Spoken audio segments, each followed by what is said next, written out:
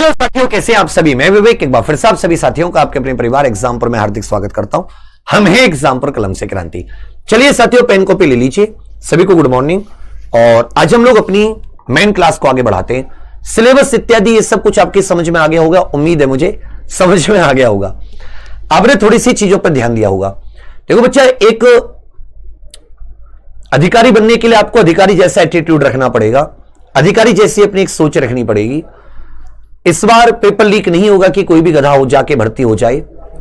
आपको अधिकारी जैसा एटीट्यूड, ऑफिसर जैसा एटीट्यूड रखने के लिए आपको ज्ञान की आवश्यकता होगी। वो कहते हैं ना, जो भरा हुआ गिलास होता है वो बहुत कम मतलब वो बहुत कम हिलता है। जो भरा हुआ कोई चीज होती है, जो आधी अधूरी कम होती है, बहुत ज्यादा दिखावा बहुत ज्यादा हिलती है।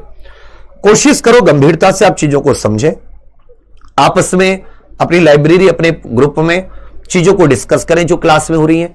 सारे टीचर बहुत अच्छे, बहुत मेहनती हैं। जैसे जैसे समय बीतता जाएगा, 1 दिन 2 दिन 3 दिन 7 दिन 10 दिन की क्लास, एक एक 2 टॉपिक होके उनके टेस्ट लगा लोगे तो मैं स्वयं समझ में आने लगेगा कि बहुत ही अच्छा मौका है हमारे पास एग्जाम निकालने का। लेकिन सारा गेम वही है, मौका अच्छा है, मेहनत भी तो है ना। तो यहां पे ऐसे मतलब बर्बाद मत कीजिए खुद को उल्टी सीधी कमेंटबाजी में फंसकर या किसी प्रकार से। तो चलिए बच्चे शुरू करते हैं। कल हमने एक छोटा सा पूरा सिलेबस समझने के बाद में विधि का उपयोग जाना था कि विधि क्या है, क्यों जरूरी है, उद्देश्य क्या है। तो उसको समझने के लिए हमने एक बहुत ही प्यारा सा एग्जांपल लिया था कि एक तस्वीर में हमें अराजकता, अशांति, अव्यवस्था दिखाई दी। अराजकता, अशांति, अराजकता, अशांति, अव्यवस्था दिखाई दी। अराजकता, अशांति व अव्यवस्था दिखाई दी। यही तो दिखाई दी आपको एक तस्वीर में, अराजकता, अशांति व अव्यवस्था। जबकि दूसरी में आपको साथी व्यवस्था मिली, व्यवस्था मिली, आपको शांति मिली। तो कानून का मुख्य कार्य क्या होता है? कानून का मुख्य कार्य बस साथी अशांति और अव्यवस्था की स्थिति को किसमें लाना होता है? शांति और व्यवस्था की स्थिति में। इसमें लाने के लिए कुछ नियम इत्यादि बनाए जाते हैं, कुछ रूल्स बनाए जाएंगे कि भाई आपको क्या करना है, क्या नहीं करना। रूल्स का मतलब क्या होता है आपकी लैंग्वेज में? यदि मैं एक जनरली पूछूं, एक नॉर्मल आपसे पूछूं कि रूल्स का मतलब क्या होता है, नियम क्या होते हैं, भाई नियम परिभाषाओं पे मत जाना कि बिल्कुल वो तुमने 3 इडियट्स मूवी देखी है, उसमें मशीन की परिभाषा जब पूछते हैं क्लास के सारे बच्चों से, इतनी लंबी चौड़ी कठिन परिभाषा, तो परिभाषा पे मत जाना, समझ वाले शब्दों पर जाना, आसान भाषा में। जबकि वहीं वो जो फुंगशुक वांगडू होता है, वो क्या देता है उसका जवाब मशीन का? अ machine is anything that helps a man. जो भी कोई वस्तु व्यक्ति की किसी भी प्रकार से मदद करती है वो मशीन है। तो इसी प्रकार नियम क्या होते हैं? वे नियम होते हैं जो हमें यह बताते हैं क्या करना है, किस परिस्थिति में क्या करना है, विशेष परिस्थितियों में क्या करना है और क्या नहीं करना है। यही तो होते हैं, क्या करना है और क्या नहीं करना है। और यदि ये नियम क्या करना है क्या नहीं करना है ये ऑफिशियल होते हैं, ये कैसे होते हैं? आधिकारिक आदेश होते हैं, ये आधिकारिक होते हैं, ऑफिशियल होते हैं। ऐसे नहीं कि कोई भी व्यक्ति किसी दूसरे के लिए। नियम हमेशा आधिकारिक होते हैं जो हमें यह बताते हैं, आधिकारिक दिशा निर्देश या आधिकारिक एक प्रकार से कथन कह सकते हो, जो बताता है कि विशेष परिस्थिति में क्या करना है क्या नहीं करना। इन्हीं नियमों का समूह, यदि हम लोग बात करें इन्हीं नियमों का, इसको सबको लिखवाऊंगा, टेंशन मत लेना, बढ़िया पीडीएफ मिलेगा खूब लिखा हुआ अच्छे से। इन्हीं नियमों का समूह जो सरकार द्वारा बनाया वह लागू किया जाए, जो सरकार द्वारा बनाया जाए और सरकार द्वारा ही क्या किया जाए? लागू किया जाए। तो मानव और क्या काम करता हो? मानव व्यवहार को नियंत्रित करता हो, मानव व्यवहार को नियंत्रित करता हो। तो अगर आप इसको सिंपल हिंदी में लिखना चाहेंगे, यदि आपको सिंपल हिंदी में लिखना चाहेंगे तो इसे कैसे लिखेंगे? इसे सिंपल हिंदी में लिखेंगे कि कानून नियमों का वह समूह है, विधि नियमों का वह समूह है जो सरकार या सरकारी संस्थानों द्वारा बनाया और लागू किया जाता है तथा मानव व्यवहार को नियंत्रित करता है, तथा मानव व्यवहार को नियंत्रित करता है। मानव मतलब ह्यूमन बिहेवियर को नियंत्रित करता है। तब सिंपल सी लैंग्वेज में यह कह सकते हैं कि कानून जो विधि होती है, विधि क्या करती है? विधि मानव व्यवहार को नियंत्रित करती है, मानव व्यवहार को विनियमित करती है, विनियमित करती है, रेगुलेट करती है, या आप ये कह सकते हो नियंत्रित करती है। विधि मानव व्यवहार को, जो लॉज होते हैं, जो लॉ होता है, it regulates the human behaviour, it regulates the human behaviour, it regulates the human behaviour. तो इसकी परिभाषा इत्यादि ये सब लिखने से पहले हमें इसको समझना होगा थोड़ा सा। भाई मानव के अलग अलग व्यवहार हैं। आप जो पूरे दिन में इतनी सारी गतिविधि करते हैं, ये आपके कार्य होते हैं। बहुत सारी एक्टिविटीज आप अपने पूरे दिन में करते हैं। भाई आप दिन में बहुत सारी एक्टिविटीज करते नहीं करते? बहुत सारे कार्य करते हैं। उन कार्यों को नियंत्रित करती है। पूरे दिन में आपको गाड़ी कितने स्पीड से चलानी है, कहां पर आपको गाड़ी किस दिशा में चलानी है, रोड के, जैसे आप मान लो आप इस दिशा में जा रहे हैं तो आप कौन सी लेन का उपयोग करोगे? लेफ्ट लेन का। और सामने वाला जो आ रहा है वो राइट लेन का उपयोग करेगा। इस तरीके के सुबह से शाम तक आप लोग कितने सारे नियमों को फॉलो करते हैं? भाई कितने सारे नियमों को मानकर चलते हो, नहीं चलते हो आप पूरे दिन में? यस या नो बताओ मुझे। पूरा दिन आपका पूरा जो व्यवहार है, आपको गुस्सा किसी पर आता है लेकिन आप उस पर हमला नहीं कर सकते, आप उस पर किसी प्रकार की चोट नहीं पहुंचा सकते, क्योंकि आपको पता है कि भाई ऐसा कानून है, ऐसे नियम है कि यदि मेरी गतिविधि ऐसी हुई कि मैंने किसी को चोट पहुंचाई, किसी पर हमला किया, तो मुझे सजा हो सकती है, मुझे पुलिस अरेस्ट कर लेगी। तो इन सब चीजों को सोचकर आप कंट्रोल में रहते हैं, नियंत्रित रहते हैं। नियंत्रित रहने से होता क्या है सर? समाज में सामंजस्य बना रहता है, एक न्यूनतम सामंजस्य। भाई आदर्श सोसाइटी तो कभी बनी नहीं सकती, बहुत मुश्किल है कि जहां सभी बिना कानूनों के भी एक प्रकार से देखें तो एक दूसरे के अधिकारों का पालन करते हो, एक दूसरे के अधिकारों की इज्जत करते हो, कोई किसी को नुकसान ना पहुंचाए। क्या ऐसी सोसाइटी बन सकती है? अपने आप नहीं। तो समाज में सभी का व्यवहार नियंत्रित रहे, समाज में सभी का व्यवहार नियंत्रित रहे, सभी का व्यवहार नियंत्रित रहे, व्यवहार समाज के दायरे में नियंत्रित रहे, जिससे समाज में शांति और सौहार्द बना रहे, जिसमें समाज में शांति और सौहार्द बना रहे। इसके लिए साथी विधि की आवश्यकता होती है। तो विधि क्या करती है कि समाज के जो इतने सारे लोग होते हैं उनमें एक मिनिमम कोऑर्डिनेशन बनाती है, एक न्यूनतम सामंजस्य बनाती है। Minimum coordination. सोचो विधि ना हो तो क्या होगा? जंगल राज जिसको हम लोग कहते हैं, जिसे हम लोग अराजकता कहते हैं। जैसे जंगल में क्या होता है, जंगल में जो ताकतवर पशु है वो किसी निरीह पशु का शिकार कर लेता है जब उसका मन करे, तब उसकी फैमिली को खा जाता है। किसी की गुफा है, कोई ताकतवर जानवर आया उसकी गुफा पर कब्जा कर लेता है। शिकार किसी ने किया है, किसी छोटे जानवर ने, बड़ा जानवर आया उसके शिकार को ले जाता है। तो ऐसे ही यदि विधि ना हो, मानव व्यवहार कंट्रोल में ना रहे, तो इससे नुकसान क्या होगा? समाज में अराजकता होगी, लोगों के अधिकार सुरक्षित नहीं होंगे, लोगों की जीवन संपत्ति। एक छोटा सा कॉन्सेप्ट है, मतलब बस एक प्रकार से समझने के लिए। इसको चाहे तो उतार सकते हो छोटी छोटी भाषा में, चाहे तो नहीं उतार सकते। मैं अभी तक जो बता रहा हूं वो बस मैंने ये बताया कि जो लॉ होते हैं, लॉ में कुछ ऐसे नियम सरकार बनाती है जिन नियमों के द्वारा व्यक्तियों का जो व्यवहार है वो नियंत्रित हो जाता है।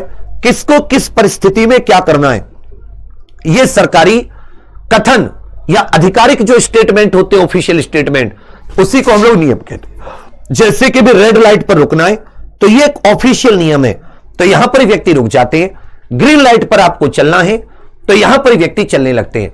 तो नियम क्या होते हैं? ऑफिशियल स्टेटमेंट होते हैं, सरकारी कथन होते हैं जो हमें यह बताते हैं क्या करना है क्या नहीं करना। इन्हीं नियमों से जब पूरा एक समूह बन जाता है, कई सारे नियम उसमें हो जाते हैं और जो मानव व्यवहार को नियंत्रित करते सरकार द्वारा बनाए जाते, सरकार साथ ही उन्हें लागू करती है। इसी को विधि या इसी को लॉ कहा जाता है। लॉ की सबसे इंपॉर्टेंट आवश्यकता क्या है? लॉ की सबसे इंपॉर्टेंट आवश्यकता है न्यूनतम सामंजस्य, जो समाज होता है उसमें कम से कम एक न्यूनतम कोऑर्डिनेशन बना रहे। यहां तक विधि के विषय में, विधि की आवश्यकता के विषय में कोई आपको दिक्कत हो तो आप पूछ सकते हैं। विधि माने लॉ क्या है? सेट ऑफ रूल्स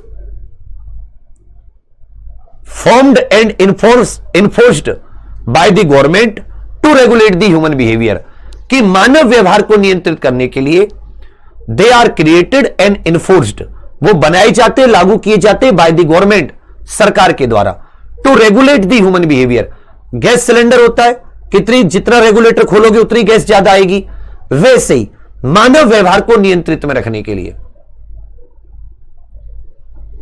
जिससे समाज में न्यूनतम सामंजस्य बना रहे, सबका व्यवहार में नियंत्रित रहे, सबके अधिकारों की, संपत्ति, जान की, माल की, सबकी सुरक्षा रहे।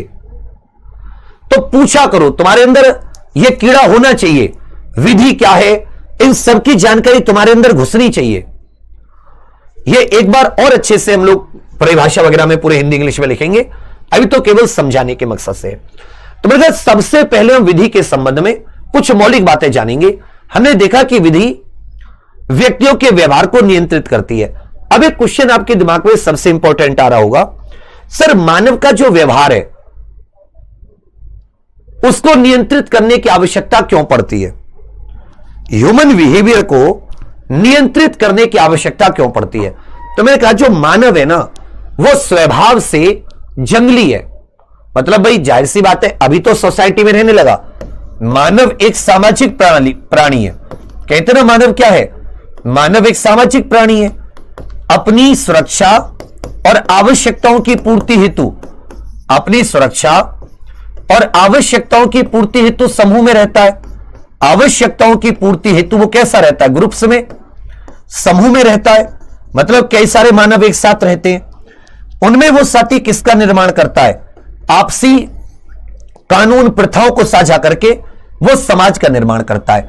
अब सभी जानते हैं हमेशा संसाधन सीमित होते हैं। जल, जंगल, जमीन क्या होती है? सीमित।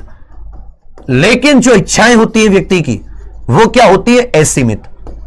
वो क्या होती है? असीमित। सभी अपनी साथी इच्छाओं को अधिक से अधिक पूरा करना चाहते हैं। सभी अधिक से अधिक अपनी इच्छाओं की पूर्ति करना चाहते हैं, अधिक से अधिक पूर्ति करना चाहते हैं। सब चाहते हैं कि भाई मेरे पास ज्यादा हो, मेरे पास ज्यादा जमीन हो, मेरे पास ज्यादा गाड़ियां हो, मेरे पास ज्यादा सब कुछ हो। भाई मानव का व्यवहार यही है ना। इससे क्या होता है? इससे साथी वैमनस्य, ये से कह सकते हैं कि मानव दूसरे के अधिकारों का अतिक्रमण करने लगता है। मानव क्या करने लगता है? सर मानव दूसरे के अधिकारों का अतिक्रमण करने लगता है। जो मानव की एक प्रवृत्ति है जिसमें वो बाकियों से ज्यादा चाहता है, वो चाहता है मेरे पास अधिक हो। उस केस में वो अगर ताकतवर है तो दूसरे के अधिकारों का अतिक्रमण करने लगता है। और अगर आप दूसरे के अधिकारों का अतिक्रमण करोगे तो जाहिर सी बात है किसी की संपत्ति या किसी की जान को नुकसान पहुंचाओगे। यहीं पर ध्यान दीजिएगा साथी, मानव व्यवहार को नियंत्रित करने की आवश्यकता पड़ती है कि आप कंट्रोल में रहें। जब आपके मन में आए कि भाई मैं दूसरे की जमीन पर कब्जा कर लेता हूं, तो आपको ये समझ में आए कि ऐसा करना अपराध है, इससे आपको सजा हो सकती है, इससे आपको नुकसान हो सकता है। यह सोचकर कि आपको नुकसान हो सकता है, आप उसकी जमीन पर कब्जा करने का नहीं सोचेंगे। तो मैंने कहा विधि क्या, इसे जानने से पहले कुछ बातें समझनी होंगी, क्योंकि विधि मानव व्यवहार को नियंत्रित करती है, मानव से संबंधित है। तो हम सबसे पहले कुछ तथ्यों को समझने का प्रयास करते हैं। सबसे पहले आ जाता है मनुष्य व्यवहार में सामाजिक प्राणी है। यह बात किसने कही थी? मनुष्य व्यवहार में सामाजिक प्राणी है, यह बात किसने कही है? यस या नो करके बताइए। यह बात साथी अरस्तु ने कही है। अरस्तु एक पुराने दार्शनिक हुए जिन्होंने मानव व्यवहार के संबंध में बहुत सारी बातें कही। उन्होंने कहा मनुष्य एक सामाजिक प्राणी है, सोशल एनिमल है। मतलब व्यवहार में सोशल एनिमल। कैसे?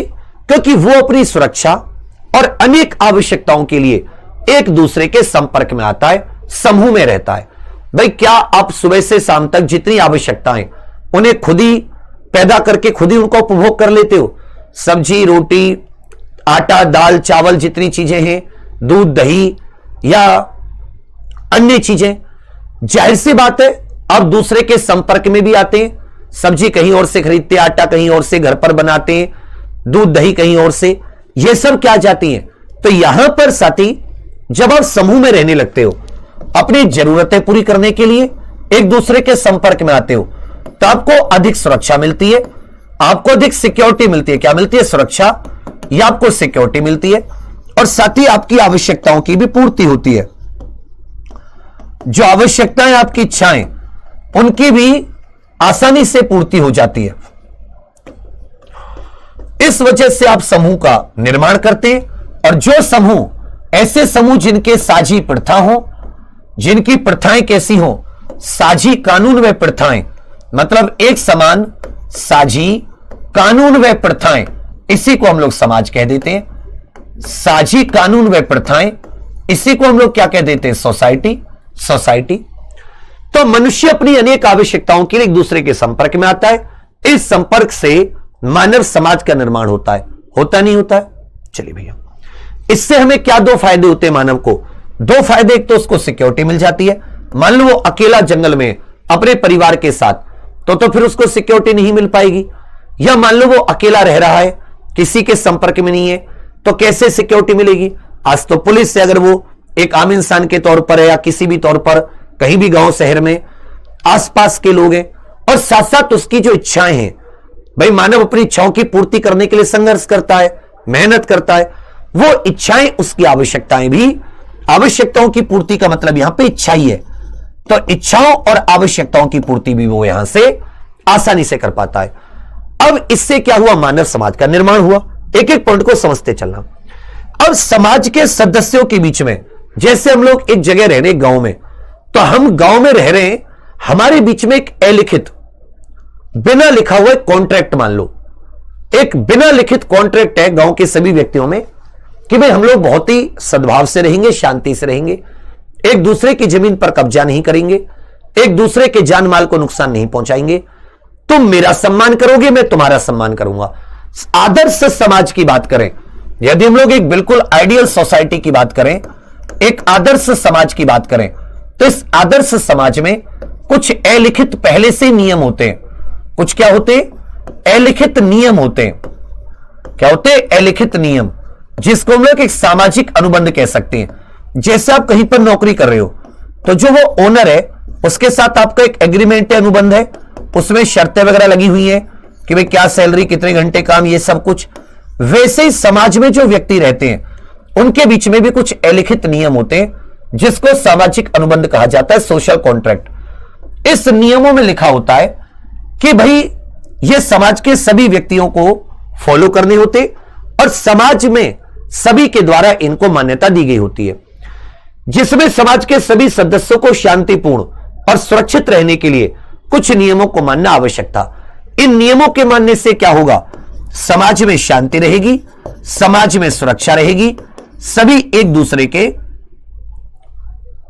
अधिकारों का सम्मान करेंगे, सब एक दूसरे का सम्मान करेंगे।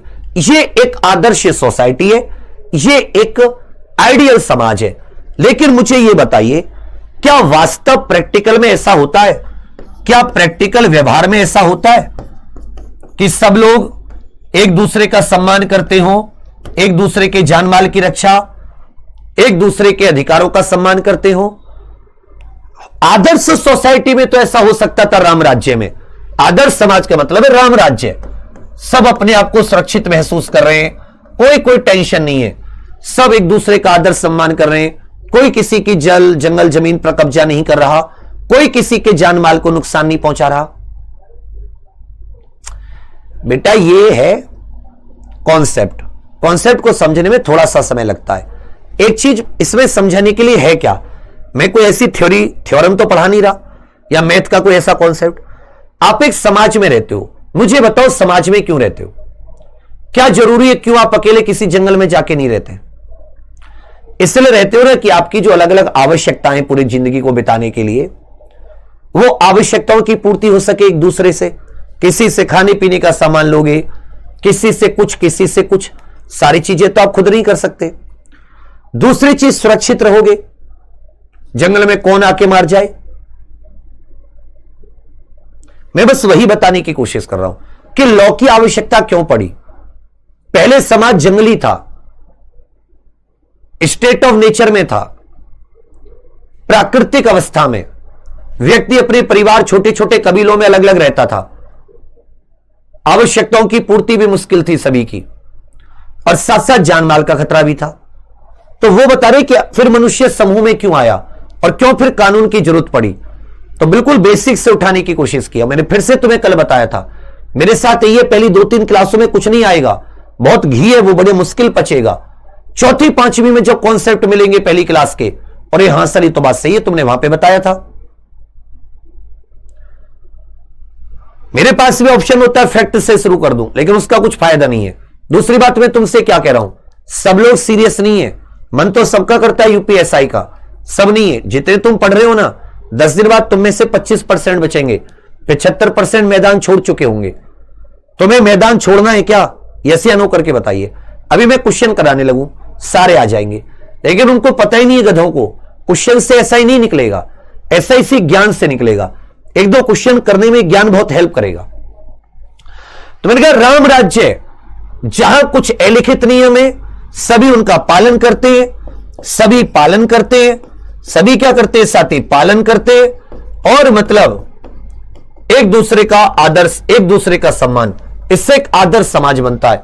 सब सुखी हैं, किसी को कोई परेशानी नहीं है। लेकिन क्या व्यवहार में ऐसा होता है, यस या नो करके बताइए, क्या व्यवहार में ऐसा होता है? अरे अभी नोट्स बताने की जरूरत नहीं है, जब कहूं तब बनाना। ये पीडीएफ तो मैं तुम्हें दूंगा ही दूंगा, और नोट्स ये तुम्हें दिख नहीं रहा, सेम टू सेम ऐसे भी उतार सकते हो। अगर तुम्हें नोट्स ही बनानी है तो तुम सेम टू सेम ही नोट्स ही तो हैं ऐसे। ये तो मैं एक्स्ट्रा तुम्हें बाकी चीजें लिख रहा हूं, ये सब कुछ तो लिख ही रहा हूं मैं तुम्हें। अब भी तुम्हें बेटा ग्रेजुएट हो तुम लोग, ग्रेजुएट थोड़ा सा मतलब ग्रेजुएशन वाली फीलिंग ले आओ। बिल्कुल सही वैभव कह रहे हैं, समाज के नियमों का उल्लंघन किया गया, बिल्कुल सही बेटा। बोर्ड कट नहीं रहा, वो थोड़ा सा लग रहा है तुम्हें। चलिए अब तुम थोड़ा सा ध्यान दो, प्रैक्टिकल में क्या आदर्श समाज होता है? नहीं, प्रैक्टिकल में आदर्श समाज नहीं होता, आइडियल सोसाइटी नहीं होती कि जहां देवता बसते हो, सब एक दूसरे का सम्मान। उस समाज को मानव समाज ना कह के देवताओं का समाज कह दो। वास्तव में ऐसा नहीं होता, प्रैक्टिकल में ऐसा नहीं होता। प्रैक्टिकल में कुछ लोगों को, या ऐसा कह सकते हैं, जो ताकतवर है, जिसके पास ताकत है, वो साथी भारी है, यह कह सकते हैं ताकतवर का प्रभाव होता है। ताकतवर का बाकी कमजोर पर क्या होता है? समाज के कमजोर लोगों पर ताकतवर व्यक्ति का प्रभाव होता है। क्योंकि व्यवहार में लोग एक दूसरे की जान माल को नुकसान पहुंचाते, अधिकारों का सम्मान नहीं करते, तो व्यवहार में हमें इन व्यक्तियों की कार्य प्रणाली, इनके कार्यों पर रोकथाम लगाने की जरूरत पड़ती है। समझे मेरी बात? तो वही हमने कहा कि समाज के सदस्यों के मध्य एक, हम जब जो समाज में रहते, एक अलिखित सामाजिक अनुबंध होता है, सोशल कॉन्ट्रैक्ट, जिसमें समाज के सभी सदस्यों को शांतिपूर्ण और सुरक्षित रहने के लिए कुछ अलिखित नियमों को मानना आवश्यक था। अब पृथ्वी पर संसाधन सीमित है, भाई पृथ्वी पर क्या है? संसाधन सीमित है, परंतु मनुष्य की इच्छाएं क्या है? असीमित है। इसलिए जो ताकतवर होते हैं, क्या होते हैं? ताकतवर, वो कमजोर के अधिकारों का अतिक्रमण करने लगते थे। ताकतवर क्या करते थे? कमजोरों के अधिकारों का अतिक्रमण करते थे।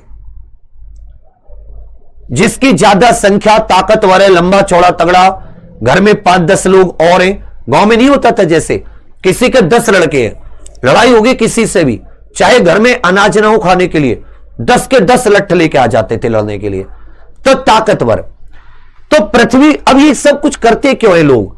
मान लो और 10-20 पृथ्वी होती, 100-150 इंसान के लिए, जब तक एक इंसान की एक पृथ्वी नहीं होगी, तब तक इंसान में दूसरे की पृथ्वी पर कब्जा करने की होड़ चलती रहेगी। क्योंकि पृथ्वी पर संसाधन सीमित है, सब एक दूसरे से आगे बढ़ना चाहते हैं, सब अधिक से अधिक की लालसा रखते हैं।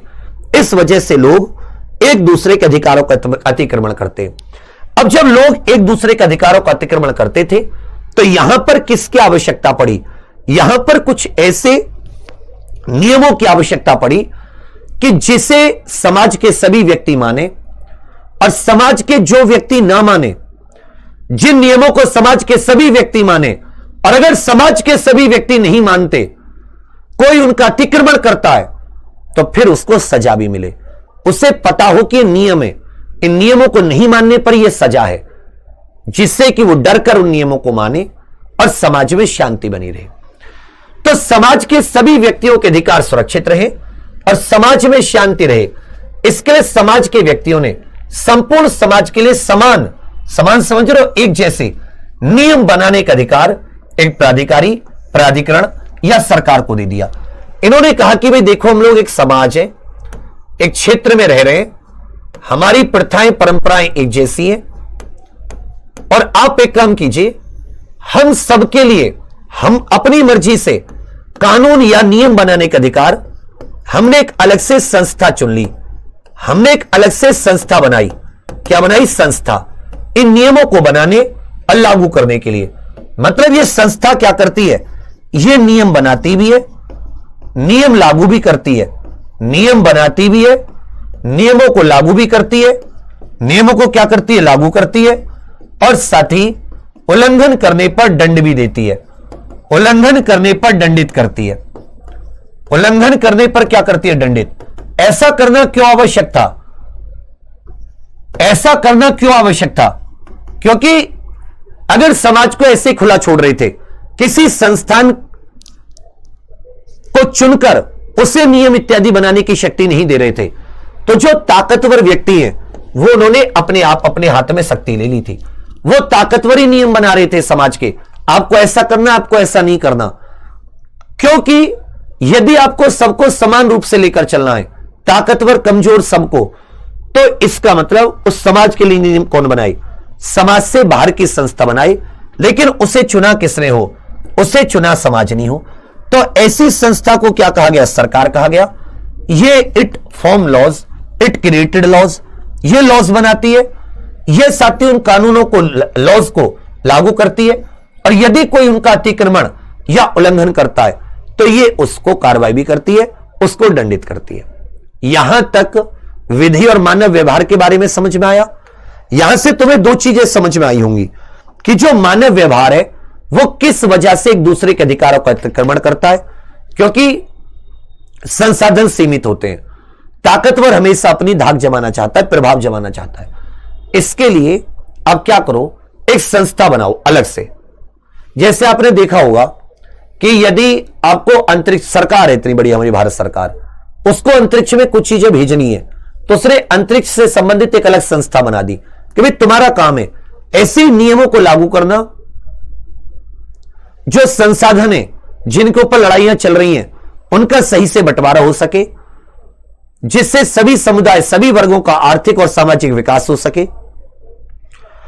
सबका आर्थिक सामाजिक विकास होगा, किसी का शोषण नहीं होगा, तो जाहिर सी बात है समाज में शांति की स्थिति होगी, सौहार्द की स्थिति होगी, इससे संपूर्ण समाज तरक्की करेगा।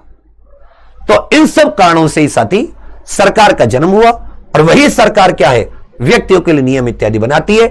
मानव, जो समाज के मानव है, जो समाज में रह रहे हैं, उनके अधिकारों को सुरक्षित करती है। यहां तक कोई क्वेश्चन हो तो पूछिए। पहले क्या था? शुरुआत में इन समाज के कार्य, इस व्यक्ति के व्यवहार को विनियमित करने के लिए कोई सरकार, कोई कानून नहीं था। लोग प्रकृति में रहते थे, बहुत कठिनाई थी, बहुत ज्यादा कठिनाई, कमजोरों पर बहुत ज्यादा अत्याचार था, बहुत ज्यादा कठिनाई, बहुत ज्यादा अत्याचार था। जब इनको लागू करने के लिए कोई भी नहीं था, जो ताकतवर था वही विजेता था, ताकतवर का शासन होता था। किसका शासन? ताकतवर का शासन। और कमजोर, ये पीड़ित वर्ग जो था, उसका बहुत ज्यादा शोषण होता था। पूछिए, कोशिश कीजिए बेटा, विपुल सर की 2-3 दिन बाद से चलेगी, आई थिंक 15 या 16 से, टेंशन मत लो भाई, यही होता होगा ना। तो मैं आपको बस यही बताना चाह रहा था कि विधि की आवश्यकता क्यों पड़ी, विधि हम लोग क्यों लेकर आई। क्योंकि समाज के जो व्यक्ति होते हैं वो सब एक जैसे नहीं होते, सब अच्छे, उनमें कुछ ताकतवर बुरे भी होते हैं। जब वो बुरे होते हैं तो वो कमजोर का शोषण करते हैं, उसके अधिकारों का अतिक्रमण करते हैं। इसलिए हमें विधि की आवश्यकता है, और विधि बनाने के लिए हमने, कि सबके लिए एक जैसी विधि बन सके, समान, हमने वो अधिकार एक सरकार, एक संस्था को दे दिया, जिसे हम लोग सरकार कहते हैं। ये रूल्स बनाती है, रूल्स को लागू करती है, और उल्लंघन करने पर क्या करती है? दंड करती है। लेकिन पहले ऐसा नहीं होता था। शुरुआत में मानव व्यवहार को नियंत्रित करने वाला कोई नहीं था। मानव प्रकृति में रहता था, कबीलाई संस्कृति, एक दूसरे के कबीले पर अटैक करते थे और गला काटने की प्रतियोगिता होती थी, और गला काटकर वो जो सर होता था उसको दिखाकर मतलब खुशियां मनाते थे कि हमने इतने सर काटे, उसको ट्रॉफी बोलते थे। वो हेड हंटिंग कहते हैं। उत्तर पूर्व में हमारा जो देश है उसमें पुराने समय में काफी होती थी, अब तो सरकार कानून लाकर रोक लगा दी। भाई हेड हंटिंग में कौन मारा जाता था? अगर आपके गर्दन का कोई शिकार करने आए गांव में तो कौन ज्यादातर मारा जाएगा? कमजोर मारा जाएगा ना। चलिए समझे मेरी बात।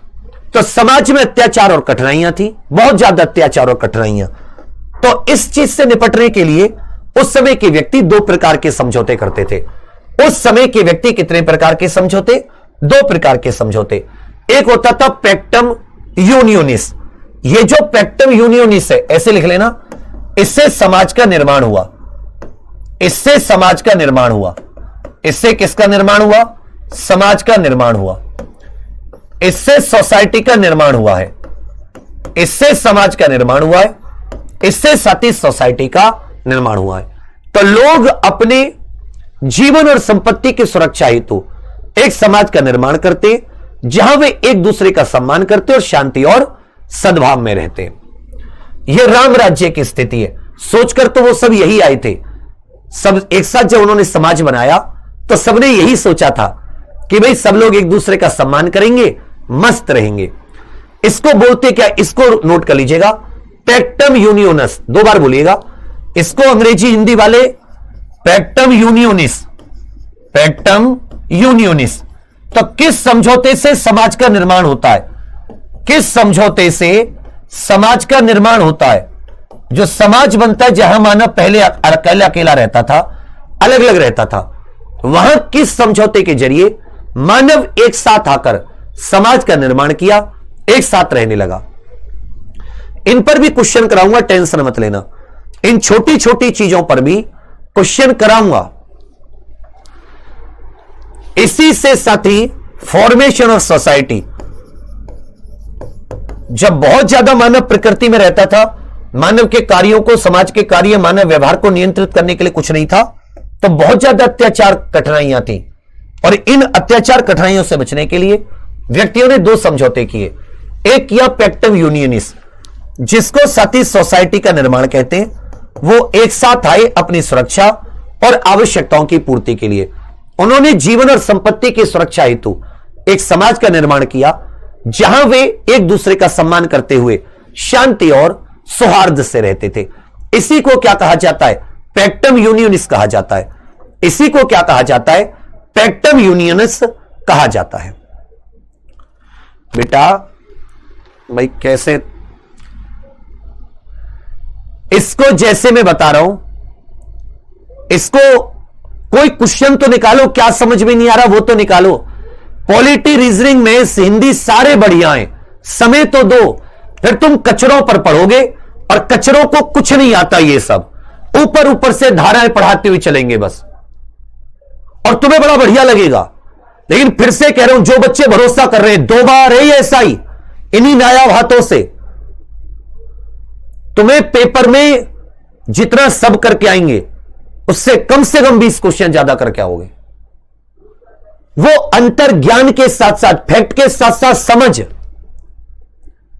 समाज क्या है, समाज में कानून की जरूरत क्यों है, समाज में लोग साथ क्यों आए, तो ये यूनियन पैक्टम यूनियनिस ये बताता है कॉन्सेप्ट, ये समझौता, कि लोग जीवन और संपत्ति की सुरक्षा के लिए एक साथ आए। गागी में एक साथ रहते एक दूसरे के अधिकारों का, एक दूसरे के विचारों का सम्मान करेंगे। परंतु वास्तव में ऐसा, प्रैक्टिकल में ऐसा नहीं हुआ। प्रैक्टिकल में कुछ अराजक तत्व आ गए, कुछ ताकतवर लोग आ गए जो कमजोर पर प्रभाव जगाने लगे। तो साथ ही एक दूसरे समझौते की जरूरत पड़ी, जिसको पैक्टम सब्जेक्टियोनिस कहते हैं। इसे क्या कहा जाता है? पैक्टम सब्जेक्टियोनिस। पैक्टम सब्जेक्टियोनिस। पैक्टम सब्जेक्टियोनिस। पॉलिटी वाले भी अभी आपको कॉन्सेप्ट देने की कोशिश कर रहे हैं। तुमने प्रीएम्बल से शुरुआत करते हो, सोचा सब कुछ, वो राष्ट्र, वो सब कुछ, संविधान, संविधानवाद, यह सब बहुत इंपॉर्टेंट कॉन्सेप्ट है। बच्चे यूपीएससी तक में इस तरह से नहीं चीजों को बेसिक से लिया जाता। जब पढ़ के आने इस लॉ की पढ़ाई 70-70 हजार रुपए में होती है, कोई कुछ ये सब नहीं बता के चलता। क्या होता है कि मैं तुम्हें अपने जैसा बनाना चाहता हूं, पर तुम बनना चाहते हो गधे। तुम में से कितने जो मेरा जैसा बनना चाहते हैं, जो सोचते हैं कि कुछ रैंक लेकर आएंगे? मैं इसी सब से लेकर आया हूं। ईमानदारी से बताइए, और अगर तुम सोचते हो कि रैंक लेकर आनी है, यस कह रहे हो, तो उसका एटीट्यूड लेकर आओ अपने मन में। क्योंकि जो व्यक्ति सोचता है, जैसा रहता है, जैसा करता है, वैसा बन जाता है। तो पहले समझौते पैक्टम यूनियन, इससे क्या किया? यूनियन माने समाज एकत्र, यूनियन होती है ना मजदूर यूनियन, वैसे। और पैक्टम सब्जेक्ट यूनिस मतलब कानून बनाने का जो ठेका है, कानून या समाज के लिए नियम बनाने का जो ठेका है, वो किसको दे दिया? सरकार को दे दिया, राजा को दे दिया। आज तो सरकार उस समय राजा हुआ करता था, और जो बाकी व्यक्ति हैं वो सब उसके सब्जेक्ट बन गए, उसकी प्रजा बन गए, उसके सब्जेक्ट या प्रजा बन गए। अब यह राजा का काम है, यह सरकार का काम था इस पूरी प्रजा के लिए कानून बनाना और इनको लागू करना। इस पूरी प्रजा के लिए कानून बनाना और इनको साथ ही लागू करना। तो लोग एक साथ एकजुट हुए और एक प्राधिकरण का मतलब है संस्था, संस्था का पालन करने का वचन दिया और अपनी स्वतंत्रता और अधिकारों के पूरे या एक हिस्से को उस प्राधिकरण को सौंप दिया। आप मनुष्य जन्म से स्वतंत्र है, लेकिन आपकी स्वतंत्रता पर प्रतिबंध भी है, और आपकी स्वतंत्रता पर प्रतिबंध लगाने का अधिकार किसको है? भाई आप स्वतंत्र है, अनुच्छेद 21 आपको जीवन और स्वतंत्रता का अधिकार देता है। जीवन और स्वतंत्रता का अधिकार हमें कौन सा अनुच्छेद देता है? और आपातकाल के समय पर भी इस अधिकार को हमसे कोई छीन नहीं सकता। तो मैं आपसे पूछने की कोशिश कर रहा हूं, कौन सा आर्टिकल है जो जीवन और संपत्ति की, आपको जीवन और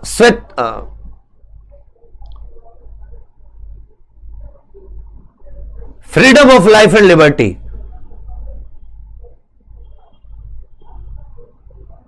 प्राण और दैहिक स्वतंत्र, अनुच्छेद 21, पर उस पर प्रतिबंध लगाने का अधिकार किसको है? उस पर प्रतिबंध लगाने का अधिकार किसको है?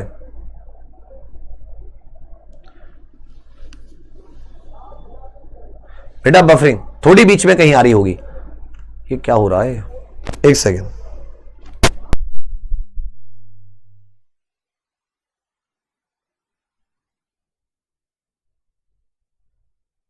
बेटा अब तो नहीं हो रही। अनुच्छेद 21, आर्टिकल 21 ने हमें, आर्टिकल 21 ने दिया यह अधिकार। भैया अधिकार किसने दिया? आप कहोगे भैया अनुच्छेद 21 ने दिया। यह अधिकार किसने दिया है? आप कहोगे सर अनुच्छेद 21 ने दिया है। आप कहोगे यह अधिकार किसने दिया? अनुच्छेद 21 ने। पर इस पर प्रतिबंध कौन लगा सकता है? पर इस पर प्रतिबंध कौन लगा सकता है? सरकार लगा सकती है।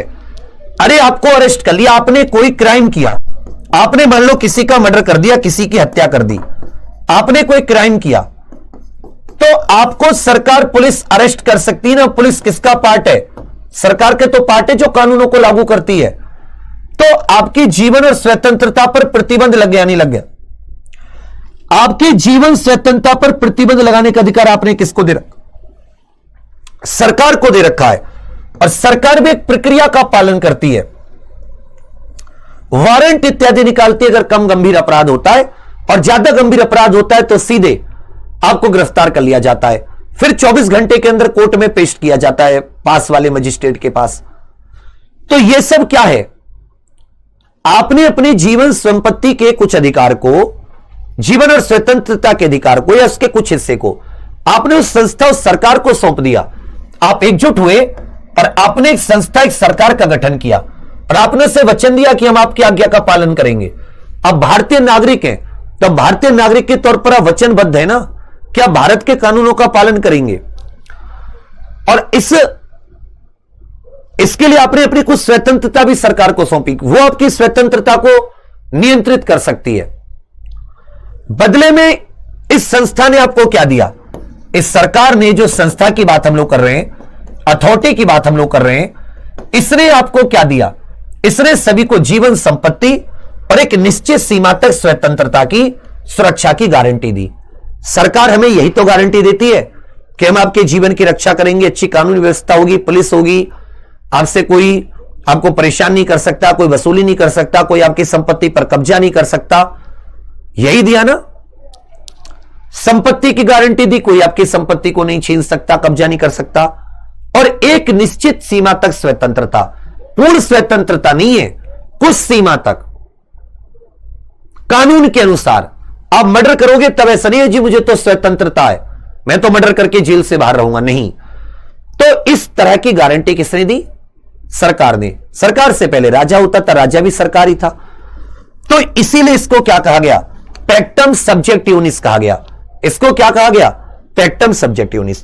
तो पहला वाला जो समझौता था जिसे पैक्टम यूनियनिस कहते थे, यह समझौता याद रखिएगा, इससे समाज का निर्माण हुआ। सब केवल अपनी जीवन और सुरक्षा, संपत्ति और जीवन और संपत्ति की सुरक्षा तो एक साथ आए, लेकिन यहां पर ताकतवर का प्रभाव हुआ, जिसकी वजह से एक पैक्टम सब्जेक्ट यूनिस करके समझौता होता है, जिसमें व्यक्ति एक साथ एकजुट होकर एक संस्था को यह वचन देते थे कि हम आपके द्वारा दिए गए नियमों का पालन करेंगे और अपने कुछ अधिकार उससे सौंप देते हैं। इसके बदले में वो जीवन सुरक्षा और एक हद तक वो साथ याद रखेगा स्वतंत्रता की सुरक्षा की गारंटी भी सरकार देती है। यहीं पर एक और चीज याद रखेगा, इन्हीं समझौतों से किसका जन्म हुआ? एक सरकार का, एक संप्रभु का कह सकते हो, या एक राज्य का उदय हुआ। किसका उदय हुआ? राज्य का उदय हुआ। यह मुझे बताइए, राज्य के कितने तत्व होते हैं? राज्य मतलब सरकार। यहां पे राज्य का मतलब स्टेट है, प्रांत नहीं है। यहां पर स्टेट का मतलब जो है वो साथी देश से है। यहां पर स्टेट का मतलब किससे? देश से।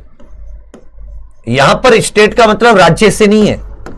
स्टेट का मतलब यूपी एमपी से नहीं है। यूपी एमपी प्रांत, ये प्रांत होते वैसे देखा जाए, ये क्या है? प्रांत। यहां पर राज्य का मतलब किससे है? सरकार से है, स्टेट से है। तो दो जो सब्जेक्ट यूनियनिस और सब्जेक्ट पैक्टम सब्जेक्ट यूनिस, पैक्टम यूनियनिस, इसी से याद रखिएगा जो गवर्नमेंट है उसका उदय हुआ, क्योंकि गवर्नमेंट की नीड तो हमें अभी पड़ी ना, गवर्नमेंट की जरूरत तो हमें अभी पड़ी। और मानव सबसे पहले अकेला, फिर परिवार, फिर कबीले, फिर गांव देहात कस्बे, फिर छोटे छोटे शहर, फिर महानगर, फिर प्रांत, फिर साथ ही आप देखेंगे देश। तो जो स्टेट होता है, राज्य होता है जिसकी हम लोग बात कर रहे हैं, जो देश की हम लोग बात कर रहे हैं, तो देश में याद रखिएगा यह मानव समूह का सबसे बड़ा, देश जो है यह मानव समूह का सबसे बड़ा कानूनी रूप है। देश क्या है? मानव समूह का सबसे बड़ा कानूनी रूप है। जितने भी मानव ग्रुप में रहते हैं उनका सबसे बड़ा कानूनी रूप क्या है? जो मानव समूह है उसका सबसे बड़ा कानूनी रूप क्या है? सबसे बड़ा कानूनी रूप क्या है? मानव समूह का सबसे बड़ा कानूनी रूप साथी देश या राज्य हो जाता है, जिसमें पहचान है। जैसे भारत के जितने व्यक्ति हैं वो सबके लिए जो हमारा भारत देश है वही तो हम सब लोग साथ मिलकर एक हमारी पहचान है। सबसे बड़ा कानूनी हमारी पहचान है, हमारा जो पासपोर्ट होता है राष्ट्रीयता। तो राज्य जो होता है, देश जो होता है, वे मानव समूह का सबसे बड़ा कानूनी रूप है। अब ये जो राज्य देश है इसके 4 अंग होते हैं, 4 एलिमेंट होते हैं, 4 एलिमेंट्स होते हैं। नंबर 1 जनसंख्या। जनसंख्या होगी मतलब इंसान, मानव। भाई राज्य में सबसे पहले क्या होगा? मानव। हाथी घोड़ों का राज्य नहीं होता, मानव का होता है। उसके बाद मानव किसी निश्चित क्षेत्र में रह रहा होगा, निश्चित क्षेत्र में, उस क्षेत्र पर रहने वाले मानव के लिए सरकार होगी जो नियम बनाती होगी, नियमों को लागू करती होगी, नियमों को उल्लंघन करने पर दंड देती है। और चौथी हो जाती है संप्रभुता, सोवर्जिनिटी। सोवर्जिनिटी का मतलब होता है, संप्रभुता का मतलब होता है अपने निर्णय लेने की स्वतंत्रता। अब आपके पास अपनी जगह भी है, अपना एक क्षेत्र भी है, लोग भी है और सरकार भी है। तो क्या सरकार किसी के दबाव में तो नहीं है? यूनाइटेड नेशंस, अमेरिका, रूस, चीन या किसी और दबाव में तो नहीं है। तो संप्रभुता होती है अंदरूनी और बाहरी, दोनों प्रकार के स्वतंत्र निर्णय लेने की क्षमता, इसी को संप्रभुता कहते हैं। तो मानव समूह का सबसे बड़ा कानूनी रूप क्या है? कमेंट्स में लिखिए। मानव समूह का सबसे बड़ा कानूनी रूप, और भैया देश वाले राज्य की बात कर रहे हैं, यहां पर हम जिस स्टेट की बात कर रहे हैं देश वाले की, प्रांत की बात नहीं कर रहे। अनेकार्थी शब्द आप इसे कह सकते हो। तो कौन सा सबसे बड़ा समूह है? स्टेट या राज्य। राज्य के कितने तत्व हो जाते हैं? राज्य के कितने एलिमेंट हो जाते हैं? आप कहोगे सर राज्य के 4 तत्व 4 एलिमेंट है। जनसंख्या, क्षेत्र, सरकार और संप्रभुता। 4 बार लिखो इसे, जनसंख्या, क्षेत्र, सरकार और संप्रभुता। जो साथी लाइव नहीं आ पा रहे, अब सभी लोग डेली लाइव आने की कोशिश करो, कोई फायदा नहीं अगर आपकी हिम्मत टूटती है। तो जनसंख्या, क्षेत्र, सरकार और संप्रभुता। जनसंख्या, क्षेत्र, बिल्कुल सही, संप्रभुता। जनसंख्या, क्षेत्र, सरकार और संप्रभुता। जनसंख्या, क्षेत्र, सरकार और साथ ही क्या आ जाती है? संप्रभुता। तो बताइए, जब मानव स्टेट ऑफ नेचर से निकला, प्रकृति की अवस्था से समूह में रहने लगा, एक साथ रहने लगा, तो कौन कौन से 2 समझौते किए गए? कौन कौन से 2 समझौते किए गए? कौन कौन से 2 समझौते किए गए? कौन कौन से 2 समझौते? अब आपको यह भी चीज समझ में आ गई, मानव व्यवहार, मानव की जो गतिविधि होती है उनको नियंत्रित करने की आवश्यकता क्यों होती है?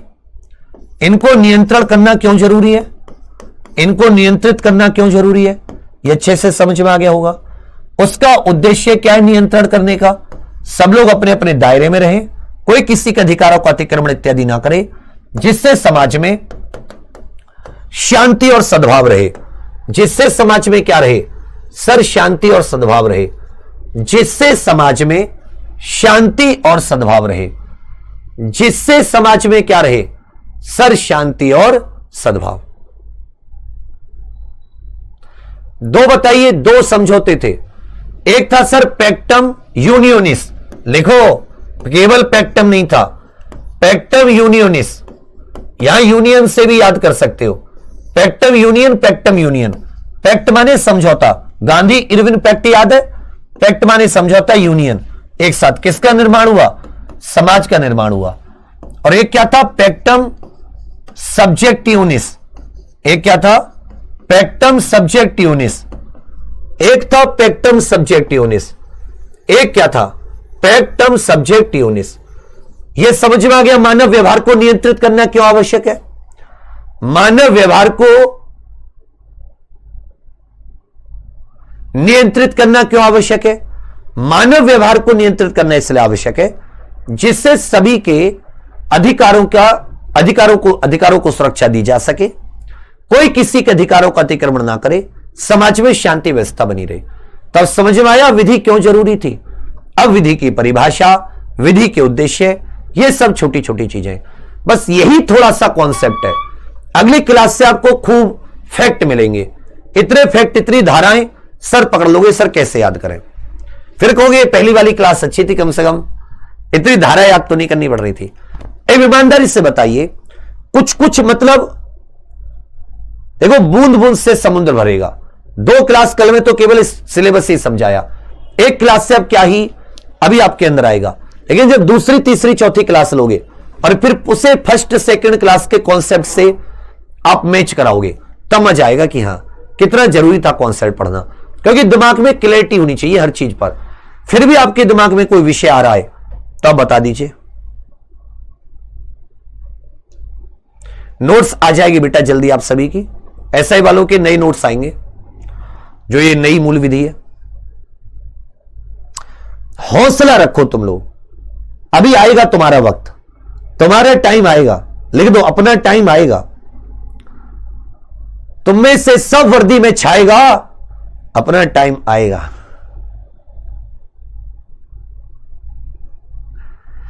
तुम लोग बहुत आत्मीयता से सुन रहे थे, मैं देख रहा था, बच्चे कम नहीं हो रहे थे, बड़ा अच्छा लगा। तुम लोग रिजल्ट दोगे बहुत अच्छा, भरोसा करके चलो, बहुत भरोसा करके। ये अल्लू पल्लू लोग नहीं है, ये सारे के सारे धुआंधार लोग हैं। ठीक है बच्चा, चलिए आप एग्जाम्पल के साथ बने रहिएगा।